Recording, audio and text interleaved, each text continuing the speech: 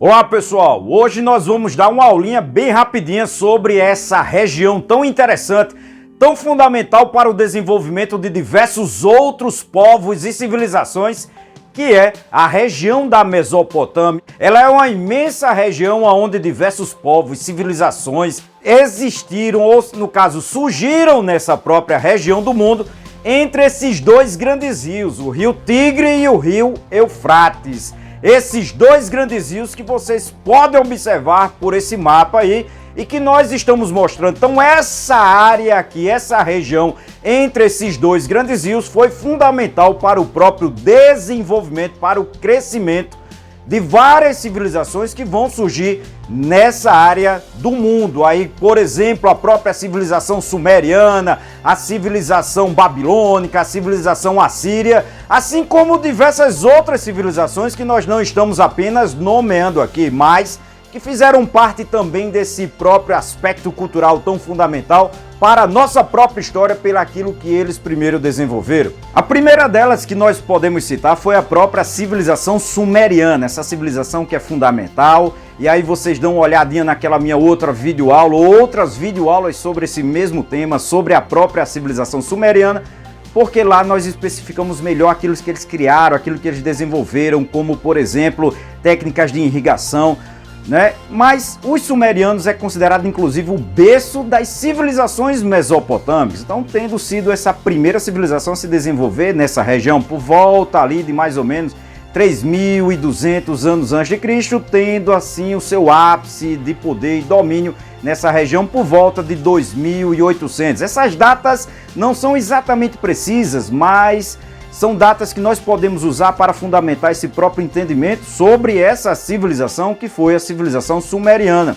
que durante esse período, essa fase inicial, viviam em um modelo de cidades-estados. Porém, com a chegada de outros grupos, como os semitas, que vão se organizando ali, por exemplo, na região de Acade, e aí a civilização acadiana que vai dominar os próprios sumérios a partir da cidade de Acade, essa civilização tão importante que vai se desenvolver com Sargão I, ou Sargão Antigo, ele que vai ser um patesi, ou seja, o governante, como eu já disse para vocês, e nesse caso vai acabar lançando-se numa campanha de conquista e vai dominar quase toda a região da Baixa Mesopotâmia, essa área central, dominando e formando o primeiro império nessa área, sendo um império longevo, bem duradouro, mas que vai ter o seu fim por causa das próprias revoltas, invasões de outros povos que vão vir para a região.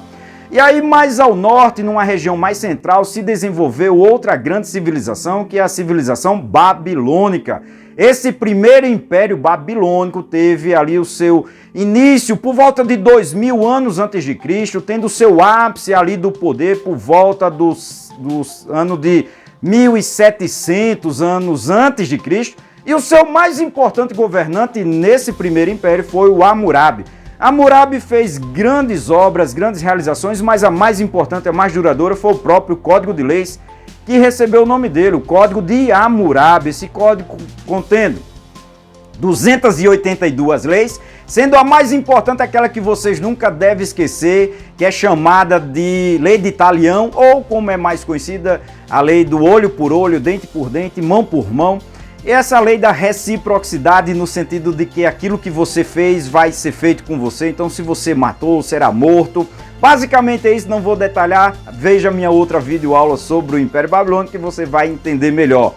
E aí depois, quando a própria civilização babilônica começa a sofrer com revoltas e invasões, principalmente dos hititas, outro grupo vindo de fora da própria Mesopotâmia, eis que surge aí uma outra grande civilização, mais ao norte na Mesopotâmia, numa região de montanhas, numa região mais dura, mais árida ainda, que são os assírios. A partir da cidade de Assur, os assírios vão se tornar uma civilização dominante e se expandindo para regiões, inclusive, muito além da própria Mesopotâmia, chegando inclusive a conquistar o Egito durante um breve período, mas um período fundamental. Os assírios foram exímios guerreiros e conhecidos pela sua crueldade, pelos altos impostos que eles submetiam às outras populações que eles dominavam. Então eles ficaram muito conhecidos por isso, por ser um povo militarista e, nesse caso, também muito cruéis com aqueles povos que eles dominaram, chegando a destruir várias civilizações nesse próprio processo de conquista e dominação.